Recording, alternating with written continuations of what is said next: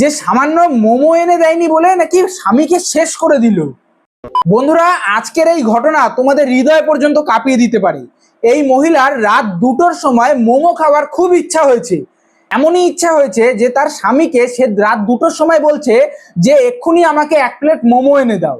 এবং স্বাভাবিক, রাত 2টোর সময় সে মোমো কোথা থেকে পাবে? তো তোমরা তো সবাই জানো যে মোমো কোন ধরনের প্রিয় একটা খাবার, বিশেষ করে মেয়েদের জন্য। ঠিক আছে, মোমো কি ধরনের যে প্রিয় খাবার সেটা একমাত্র কিন্তু মেয়েরাই জানে। তার মধ্যে শুনছিলাম যে ওই মহিলা নাকি আবার গর্ভবতী ছিল। তাহলে ভাবো সেই মতো অবস্থায় ওই মহিলার কিরকম মোমো খাওয়ার ইচ্ছা হয়েছে যে রাত 2টোর সময় ওনার স্বামীকে বলছে যে মোমো এনে দিতে।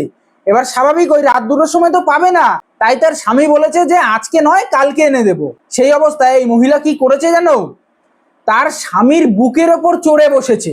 হ্যাঁ, বুকের ওপর চড়ে বসে, আমি মুখে উচ্চারণ করতে পারছি না, যে ফল কাটে বা যাই হোক, ফল কাটে, সবজি কাটে, বুঝতে তো পারছো তোমরা, ওই দিয়ে একেবারে তার স্বামীকে শেষ করে দিয়েছে। তাহলে বোঝো কি মর্মান্তিক ঘটনা। হ্যাঁ, যে সামান্য মোমো এনে দেয়নি বলে নাকি স্বামীকে শেষ করে দিল। আমি তো ঘটনাটা শুনে অবাক যে কিরকম মহিলারে, যে রাত 2টোর সময় মোমো খেতে ইচ্ছা করেছে, তার মানে তখনই তাকে মোমো এনে দিতে হবে, আর এনে দেয়নি বলে স্বামীকেই একেবারে শেষ করে দিল।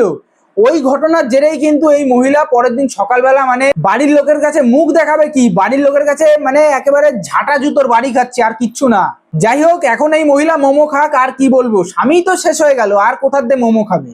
বন্ধুরা, এই ঘটনা শোনার পর থেকে কিন্তু অনেক মানুষ ভয়ে আছে বাড়িতে। হ্যাঁ, আমি সবাইকে বলছি না, কিন্তু এইরকম মহিলা যাদের যাদের বাড়িতে আছে ভাই, তারা সাবধান।